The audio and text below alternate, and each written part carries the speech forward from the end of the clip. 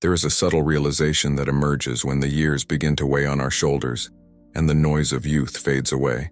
It is not the fear of death that haunts us, but the quiet regret of having lived in a rush, of having been too busy to truly be present. The race toward the future made us believe that peace awaited somewhere ahead, yet what we always longed for was hidden in the simplest moments. The taste of a calm morning, the attentive gaze of someone who loves us, the silence that allows us to feel life in its fullness. But is time really a relentless enemy? Or are we the ones distracted by worries and obligations who let slip away what mattered most? The truth is simple. Time never escaped from us. It was us who distanced ourselves from it. And why is it that childhood summers seemed endless, while adulthood is reduced to pages turned with no memory?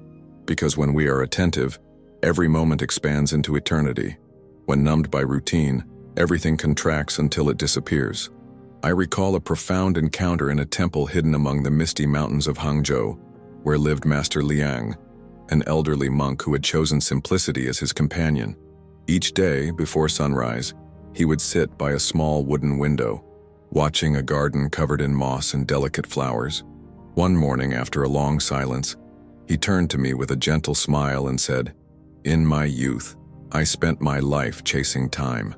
Now I see it was never time that moved. It was me." His words echoed like a revelation. There was no regret in his tone, only the serene joy of someone who had discovered a truth not written in books, but carved into the act of living mindfully. And that is why I ask you, before we continue this reflection, if this message has already touched your heart, subscribe to the channel, leave a like, and share it with someone who needs it. In doing so, you help this wisdom reach more people who might be living without realizing the richness of the present.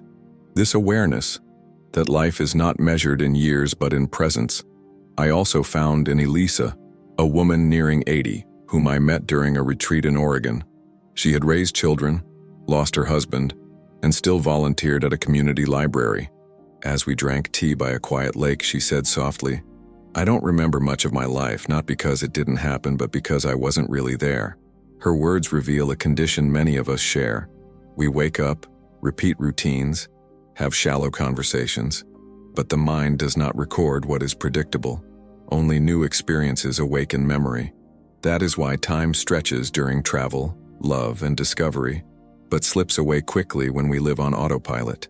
Buddhism calls this temporal blindness, a way of walking through life asleep.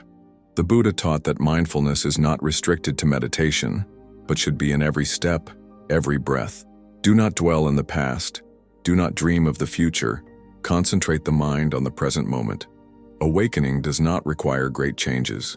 Sometimes it is enough to alter your path on a walk, try a new dish, or sit in a different place at the table. Small gestures are like stones thrown into still water, awakening perception. Another powerful exercise is the conscious pause, stopping for 10 seconds, breathing deeply, feeling the body's weight, hearing the wind or the call of a distant bird.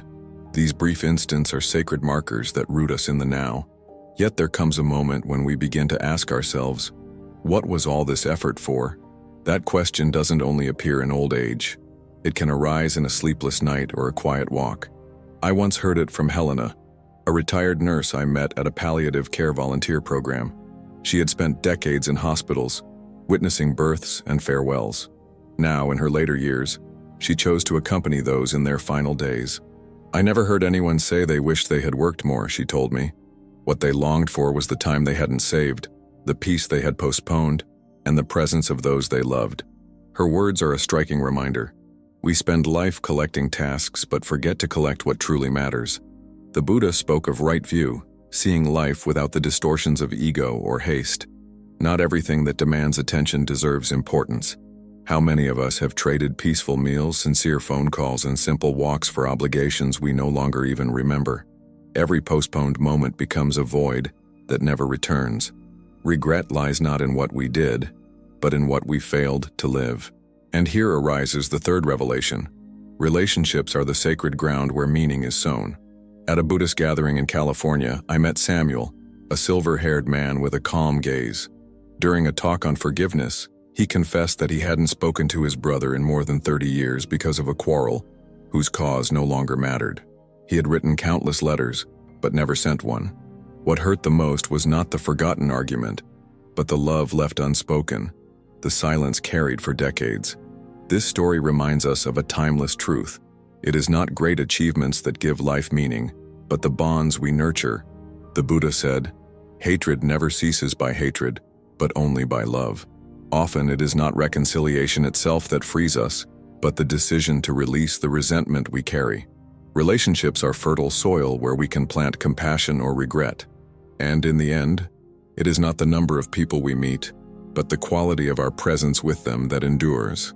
Life, then, rests on three pillars revealed in these teachings: time, which only gains meaning when lived consciously; effort, which only matters when directed toward what is essential; and bonds, which are the true wealth of the soul. Time fades, goals change, but affections, when nurtured, remain as eternal marks in memory. That is why the final invitation is clear. Awaken to the present, choose with clarity, and do not postpone words of affection that can be spoken today. Time is not an enemy, but a reminder that while we cannot control the days, we can control how we live them. It is not productivity that defines us, but the intensity with which we love, forgive, and surrender. If this message resonated with you, I now invite you to act. Subscribe to the channel, like this video, and share it with someone you feel needs to hear this. A simple gesture may awaken another soul to the richness of the present, because in the end, it is not time we lack, but the attention we fail to give. Not work that defines us, but the connections we nurture. Not the silence of absence that weighs on us, but the words of love left unsaid. Life is brief, yet it can be infinite in intensity. So choose today to be present, to say what must be said, and to cherish what truly matters. For the best moment to live is this one, and it is happening right now.